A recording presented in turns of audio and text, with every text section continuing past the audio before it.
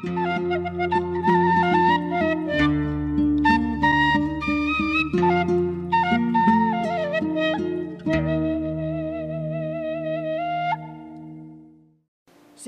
untuk kita semua, kembali kami dari program kesayangan kita yaitu Rema. Kita ada di tahun yang baru, kita jumpa bersama dengan rekan-rekan semua, saudara-saudari semua, ibu, bapak, anak-anak, orang tua. Kami ada di sini tetap dalam komitmen kami untuk melayani Bapak Ibu Saudara. Saya bersama Pastor Mike, ada Pastor Robson di sini, ada Pak Ahmad di sini. Gimana tahun yang baru, brother? Makin optimis, Makin optimis, semangat. makin semangat, makin antusias makin antusias. bersama dengan Tuhan Yesus. Yes. Tema kita apa, brother, hari ini? Looking up, Looking up in Jesus, up in Jesus. Wow. looking up in Jesus. Ngeri. Berjalan atau memandang kepada Yesus atau walking with Jesus. Walking with Jesus. Yeah. Keren banget. Di tahun yang baru tentu kasih karunia Tuhan cuman satu yang tidak pernah berubah, brother, yaitu kasih Kristus kepada kita. Ya. Manusia bisa berubah, zaman bisa berubah, segala sesuatu bisa berubah, tetapi hanya kasih Kristus yang tidak pernah berubah bagi kita, ya, brother. Karena Ibrani mengatakan bahwa Yesus tetap sama, Ya. baik kemarin, sekarang maupun sampai selama-lamanya. Dan Alkitab dalam teks yang lain juga berkata bahwa Allah turut bekerja dalam segala sesuatu, termasuk 8, ya. di tahun yang baru ini juga. Yes. Allah masih tetap bekerja sampai detik ini, brother, Yes. untuk mendatangkan kebaikan bagi mereka yang mengasihi Dia. Yang menarik juga di teks yang lain, Yeremia pasal 11 ayat 29, ya, brother. Ya. Ada rancangan sukacita, damai sejahtera, Terbalik. hari depan yang penuh harapan, ya, brother. Terbalik. Terbalik ya? 29 ayat 11. 29 ayat 11. Ya. Jadi Tuhan menyediakan rancangan-rancangan yang terbaik buat kita. Ya. Termasuk di tahun yang baru ini, brother. Ya. Oke, aku mau mulai dengan ini di tahun yang baru ini. Biasanya kalau tahun baru kan resolusi baru, brother. Ya. Ada nggak semacam makna khusus terkait dengan resolusi baru di tahun 2025 ini, korelasinya dengan Injil gitu, brother? Yes. Ada nggak korelasinya resolusi baru itu, apapun itu resolusinya, tapi harus kita kaitkan dengan Injil. Iya dong. Harus selalu Dari dikaitkan. brother gimana? Boleh. Ya. Sampaikan ke saudara-saudari kita yang ada di sana. Ya, semua harus dikaitkan dengan Injil lah. Ya. Kalau kita bicara tentang pengharapan, resolusi itu kan pengharapan. Ya. Dan nggak ada yang salah dengan kita berharap kehidupan kita menjadi lebih baik. Lebih baik ya. Dalam semua aspek lah ya. Kita berharap kehidupan kita lebih baik, keuangan, finansial, keluarga, relasi kita ya dengan sesama, terlebih dengan Tuhan. Ya, itu harapan kita lah. Ya. Tetapi kita harus ingat tadi pertanyaan brother bagus, ada nggak korelasi dengan Injil ya? Justru sebaliknya, semuanya harus dikorelasikan, dihubungkan dengan Injil. Nah. Gitu loh. Karena ya kita kan orang Kristen, pedoman kita adalah Injil. Bagaimana kita bisa memaknai kehidupan kita tanpa Injil? Nggak mungkin. Ya, jadi sebagai orang Kristen, kita harus bersuka cita dalam kita menjalani kehidupan kita. Apapun yang akan terjadi di kemudian hari, tetap optimis bersama dengan Yesus. Jalani kehidupan kita, syukuri apa yang ada. Amin. Brother, Ya. di tahun yang baru tentu kita harus ada sesuatu yang harus kita lakukan lah, baik itu secara dalam hal tadi di seluruh aspek lah ya. Dari hal kreativitas, inovasi, harus lebih produktif lagi untuk Tuhan. Ya. Ya tentu kalau kita mengacu kepada pengakuan iman Westminster ya. Ya. Apa sih tujuan hidup kita itu? Memuliakan Allah. Memuliakan Allah dan menikmatinya kan. Ya. Gitu. Tujuan hidup kita ada di dunia ini memuliakan Allah dan menikmatinya. Cuman kadang-kadang kita berpikirnya gini, ya kita percaya Yesus supaya masuk surga, terhindar dari neraka. Ya. Padahal itu kan bonusnya sebenarnya. Yang utama itu kita memuliakan Allah dan melayani perasaan Tuhan kan. Ya. Sehingga kita memuliakan Allah dan menikmati Allah. Ada nggak kira-kira dari brother, pasti ada lah ya, pasti langkah-langkah strategis bagaimana kita bisa mengembangkan talenta-talenta kita, Ya. sehingga kita ini seperti kata Matius pasal berapa yang soal kita menjadi garam dan terang dunia itu, Brother? Matius pasal 5. 5 ayat Ya. 13 atau ayat berapa gitu. Ya. Langkah-langkah konkret gitu loh, Brother. Oke. Mungkin Brother bisa kasih landasan teologisnya, lalu kemudian bisa kasih argumentasinya di tahun yang baru ini apa sih yang mau kita lakukan gitu, Brother. Ya. Yang pasti itu harus bertobat terus-menerus ya. Ya. Itu yang penting. Ya.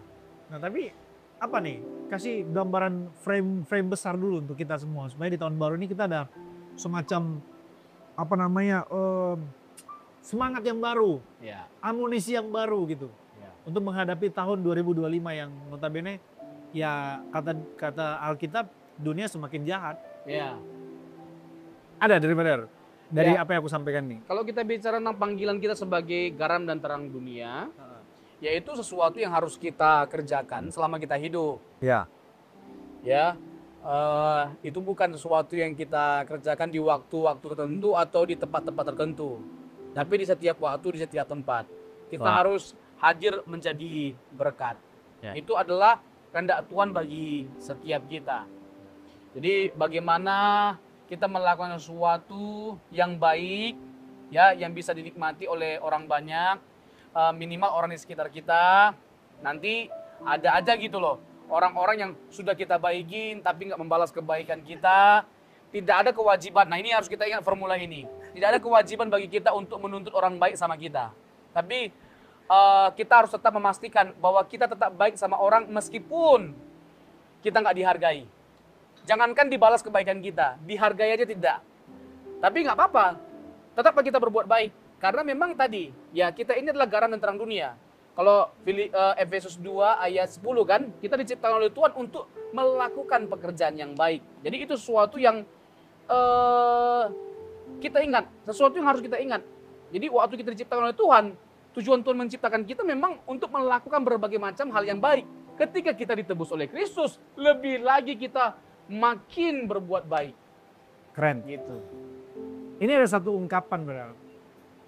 Ini ungkapan umum, Pak Aman. Mungkin Pak Aman juga sering dengar. Tadi karena Brother bilang ketika kita sudah berbuat baik sama seseorang, namun dibalasnya dengan kejahatan. Ya. Kita dilukai, kita difitnah, Ya. kita diomongin di belakang. Ya sederhananya kita ditusuklah dari belakang, Ya. dikhianati. Dan biasanya orang yang mengkhianati kita ini bukan orang yang jauh, yang di Bahrain sana gitu misalnya. Atau di Jepang atau di pedalaman Somalia sana. Orang-orang dekat dan biasanya orang-orang yang kita sayang gitu. Ya, ya. Bisa entah itu teman, entah itu keluarga, entah itu siapapun orang dekat. Lalu ada nasihat yang bilang begini. Ini ada korelasi sama tema kita. Udah jangan pandang manusia, Oh, pandang Tuhan. pandang aja Tuhan. Ya. Tapi kan sebenarnya di sini sulit gitu Bang, untuk Ya. memandang Tuhan itu. Ya. Masalahnya Tuhan nggak kelihatan. Ya, ya, ya. Yang kelihatan itu ya Dia. Ya, ya. Gimana mengelola hati kita benar Ya. untuk bisa supaya kita akhirnya ya kita benar-benar meskipun kita dijahati padahal kita sudah baik sama Dia, Ya. kita dikhianati. Bagaimana kemudian kita bisa mengarahkan hati kita ya memandang Tuhan. Kalau Ya. kata Ibrani pasal 12 ya, Ya. ayat 2 ya. Sampai 3. Memandang Kristus kan. Ya. Ya iman itu salah satunya kan berpaling dari diri sendiri dan berpaling kepada Allah kan. Ya. Nah ini kesulitan kita menjelaskan benarkah kita benar-benar tidak memandang orang tapi memandang Kristus. Kadang-kadang itu hanya lip service saja memandang Tuhan. Gimana Arif, ada semacam masukan nggak soal itu? Nah, pertanyaan ini mengarahkan kita untuk menjadikan ini sebagai renungan Ya, di tahun yang baru ini. Ya. Bahkan di sepanjang tahun 2025 ini. 25 ya. Bahwa begini, bahwa Tuhan bukan hanya sekedar memberikan keselamatan bagi setiap kita, kepastian Setuju. masuk surga, tetapi juga memberikan teladan. Apa yang berada pertanyaan itu sesuatu yang sudah ditunjukkan oleh Tuhan kita Yesus Kristus. Misalnya, ya kan Alkitab mengajarkan kita untuk membalas kejahatan dengan kebaikan. Ya. Itu sudah ditunjukkan oleh Tuhan Yesus enggak? Tampar pipi kiri, kasih pipi kanan. Ya. Itu sesuatu yang sudah ditunjukkan oleh Tuhan Yesus enggak? Bahkan sampai pada titik terakhir ketika dia disalibkan, masih aja dia disakiti, masih aja dia diolok-olok, tapi dia tetap mengampuni. Ampunilah mereka karena mereka tidak tahu apa yang mereka perbuat. Ya. Itu sesuatu yang sudah Tuhan Yesus tunjukkan nggak? Kan sudah semua. Jadi semua yang baik yang kita mau perjuangkan, dasar kita apa? Tuhan Yesus. Supaya kita nggak menjadi kecewa. Supaya kita tetap optimis dalam menjalani kehidupan kita. Jadi kalau bicara tentang pandang Tuhan saja itu ada benarnya. Tapi itu bukan menjadi dalam tanda petik alasan untuk membela diri. Ya kamu sih mandang aku, mandang Tuhan lah. Ya jangan sampai gitu juga gitu loh. Ya kita juga sendiri harus berjuang. Seperti seorang suami, ya seorang ayah. Ya kalau dia ingin anaknya baik, ya dia harus berjuang untuk menjadi baik. Biarlah kiranya anaknya itu menjadi baik karena memandang ayahnya. Anaknya itu mencintai Tuhan. Alasannya apa? Papaku seorang yang mencintai Tuhan. Wow. Aku melihat papaku itu seorang yang sangat menghargai Tuhan. Wah. Aku pada akhirnya ingin mencari jodoh seperti papaku. Oh, karena papaku ini luar biasa mengasihi mamaku. Sayang banget sama mamaku. Mamaku seperti princess diperlakukan. Iya. Nah, gitu loh. Role Jadi, model ya. Iya. Iya. Jadi kalau kita ingin orang lain baik sama kita, lakukanlah hal yang baik itu kepada orang itu. Dimulai dari rumah gitu loh. Kasih dan kebenaran itu sesuatu yang pertama-tama harus dipraktekkan di rumah. Setuju. Nah, kembali kepada poin pertama tadi, brother. Tuhan kita Yesus Kristus bukan hanya sekedar memberikan kepastian masuk surga atau keselamatan, tapi juga teladan hidup. Untuk kita peragakan. Misalnya 1 Yohanes 2 ayat yang ke-6. Ini kan panggilan kita. Barang siapa yang mengaku mengenal dia, ia wajib hidup sama seperti Yesus hidup. Salah satu teks juga aku tambahkan, kan ada Alkitab berjalan. Bahwa dia Allah yang juga merasakan kelemahan-kelemahan kita. Ya. Ya kan? Maksudnya dia juga mengalami apa yang kita alami sebenarnya. Ibrani pasal 5. Jadi ya kita langsung buat spesifik. Ada salah satu penyakit spiritual yang menurut aku perlu kita bahas juga nih brother, di sini, di sesi ini. Apalagi kita kan konteksnya mau memandang hanya kepada Kristus.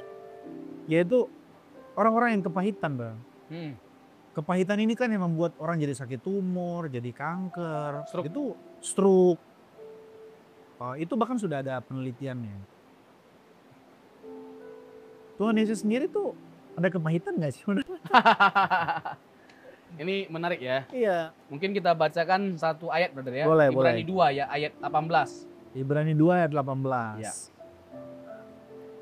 Saya mulai dengan ayat ini dulu. Sebab aku membaca. dari ayat 17 brother. Ayat 17, oke. Itulah maka dalam segala hal ia harus disamakan dengan saudara-saudaranya. Ya. Supaya ia menjadi imam besar yang menaruh belas kasihan dan yang setia kepada Allah. Ya. Untuk mendamaikan dosa seluruh bangsa. Ya. Sebab oleh karena ia sendiri telah menderita karena pencobaan, maka ia dapat menolong mereka yang dicobai. Gini dulu pola pikirnya ya. Ibrani 2 ayat 18. Jadi sesuatu yang buruk oleh Yesus dialami. Sesuatu yang buruk yang dialami oleh manusia dialami juga oleh Tuhan kita Yesus Kristus. Ya. Bedanya responnya. Dia menang gitu loh. Responnya benar terhadap semua hal yang buruk yang dia alami. Kalau kita kan banyak kegagalan demi kegagalan. Nah yang membuat kita bersyukur jadi Kristen, kita punya patron yang sempurna, model yang sempurna, yang membuat kita bisa yakin untuk menang dalam segala hal. Karena ada contohnya, gitu loh, Yesus Kristus. Jadi mengikut Yesus salah satunya juga ini, brother. Tadi kalau bicara tentang penderitaan atau hal yang menyakitkan dialami oleh Tuhan Yesus ya, kita akan bahas ini, brother. Oke, nanti berarti perdalam lagi terkait dengan hal ini.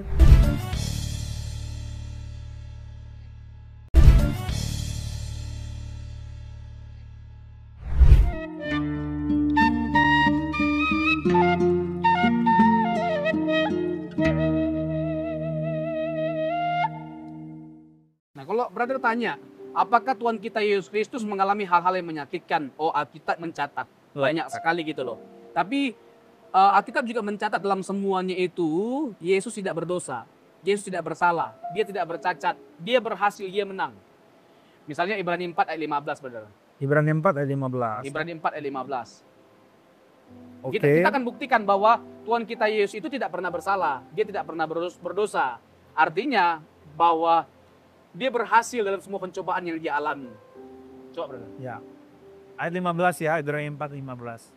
Sebab imam besar yang kita punya bukanlah imam besar yang tidak dapat. Nah ini teks ini nih. yang tidak dapat turut merasakan kelemahan-kelemahan kita. Ya, Jadi apapun yang semua manusia alami saat ini juga ya, dialami Tuhan Yesus ya iya, sebenarnya. Sebaliknya sama dengan kita, ya, ia telah dicobai, hanya ini catatan nih, ya. tidak berbuat dosa. Itu dia. Jadi artinya dalam segala hal Yesus menang. Jadi kelemahan-kelemahan kita yang membuat kita lemah itu dialami oleh Tuhan Yesus. Hanya dia menang atas semuanya itu.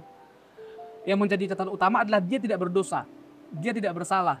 Dia memiliki respon yang benar. Nah, harus kita belajar untuk jadi seperti Tuhan kita Yesus Kristus. Dalam Yohanes pasal yang ke-8 ayat 46. Yesus menantang orang-orang Yahudi.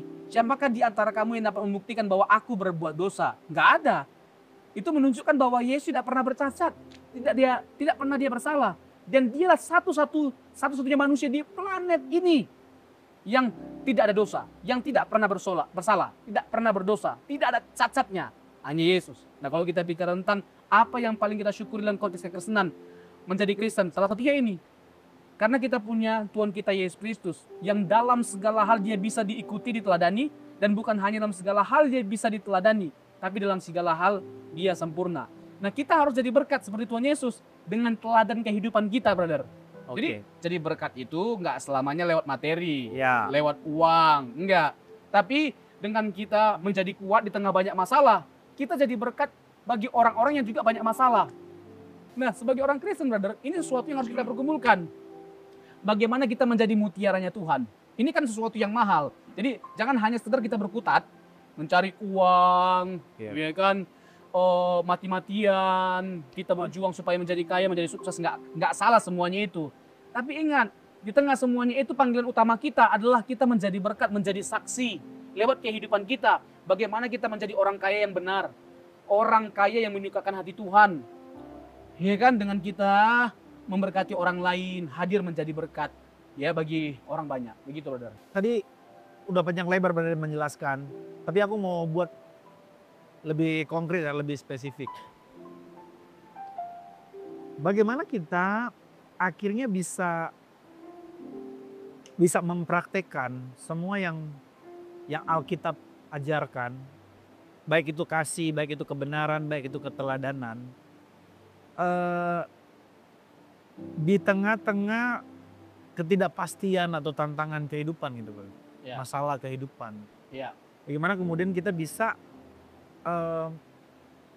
menemukan janji-janji Injil itu gitu, Pak. Oke. Di setiap aspek hidup kita. Ya. Karena kan gini, tantangan, pergumulan, persoalan setiap orang itu kan beda-beda. Ya. Bahkan bisa dikatakan treatment Tuhan untuk si A dan si B beda-beda gitu. Nah, namun di mana titik temu untuk kita atau prinsip-prinsip kebenaran apa yang harus kita pegang untuk menghadapi tahun 2025 ini, tahun ya bisa dikatakan Alkitab mencatat hari-hari ini semakin jahat dan banyak ketidakpastian gitu ke depannya, banyak tantangan gitu. Jadi bagaimana kita bisa menemukan janji-janji Injil dalam kehidupan ini atau pengharapan baru di dalam Injil itu, melihat kehidupan ini ya baik itu secara politik, secara ekonomi, secara sosial, secara teologis, kan kok kompleks gitu hidup ini, bro. Ada nggak anjuran dari brother? Ya. Prinsip-prinsip kebenaran apa yang bisa kita ambil? Ya. Ya, hidup ini penuh dengan ketidakpastian. Ya, untuk itu jangan menggantungkan hidup kita pada sesuatu tidak pasti. Yang pasti itu cuma Tuhan dan kerajaannya. Wow. Gantungkanlah kehidupan kita pada sesuatu yang pasti. Hanya Tuhan dan kerajaannya. Ya. Gitu loh. Ya. Jadi kalau kita bicara tentang pengharapan, kekuatan, kalau kita merujuk kepada kitab Roma itu adalah satu kitab yang ditulis oleh Rasul Paulus kepada jemaat yang sedang mengalami aniaya atau penderitaan karena imannya. Nah, pertanyaannya begini, apa pesan yang disampaikan oleh Rasul Paulus dalam menguatkan setiap mereka? Paulus itu bicara tentang pengharapan. Paulus banyak berbicara tentang pengharapan di surat Roma kepada jemaat Roma. Pengharapan akan apa? Bahkan di jemaat Roma ya. Iya. Hanya di jemaat Roma Paulus berkata, You are more than the kamu lebih conqueror. dari pemenang ya. Ya. Yang dipakai oleh WL. Beritahu kiri kananmu kamu lebih dari pemenang. Tapi nggak ngerti makna sesungguhnya. Itu orang-orang yang lagi dianiaya bro. Ya. Itu lagi mau dimakan sama singa. Iya, dan sebagainya macamnya. Dijadikan lampu, dibakar hidup-hidup, jadikan lampu ya kan. Iya. Ini pertanyaan brother bagus banget. Untung brother mempersoalkan hal ini. Iya. Kan pertanyaan begini, apa yang membuat jemaat Roma itu kuat? Pengharapan apa yang Di mereka tengah-tengah pegang? ketidakpastian hidup. Iya, pengharapan apa ya yang mereka pegang pada akhirnya sehingga mereka begitu kuat, strong sampai pada kematian pun mereka tidak takut hadapi. Ya. Nyawa mereka diancam, mereka tidak takut sama sekali. Mau mandang ke siapa? Iya, Musuh kaisar. iya. Uber. Nah, kita harus jadi Kristen seperti jemaat Roma. Apa yang membuat mereka begitu strong, begitu kuat, nggak tergoncangkan sedikit pun sampai pada titik mereka itu rela mempertaruhkan nyawanya demi mempertahankan imannya. Ini sesuatu yang, nggak bisa speechless lah kita. Apa karena kita terlalu nyaman kali brother? Itu dia. Di generasi ini ya. Itu dia.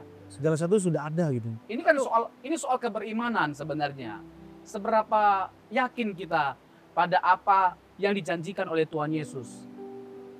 Seberapa kokoh iman kita? Ini sesuatu yang harus kita persoalkan, brother. Jadi kalau saya singgung sedikit terkait dengan apa yang brother katakan tadi, bahwa hanya kepada jemaat Roma, Paulus berkata, you are more than the conqueror. Iya. Karena memang ya jemaat ini luar biasa. Pengiringannya terhadap Tuhan, pengabdiannya. Memang terhadap betul-betul Tuhan. hanya memandang kepada Yesus ya. Itu dia. Hanya memandang kepada Itu Tuhan tema saja. kita. Jadi tidak menggantungkan diri mereka kepada sesuatu yang tidak pasti. Ya kan? Apapun di dunia ini tidak pasti. Hanya Tuhan dan kerajaannya. Ada satu lagu yang menarik, mungkin brother bisa nyanyikan sedikit ya liriknya. Yang ku pandang wajah. Oh, kunci G. Boleh Paman. Kasih dulu. Oh, C, Bang. Ini kita ngomongin soal memandang Kristus. Ku pandang wajahmu dan berseru, pertolonganku datang darimu.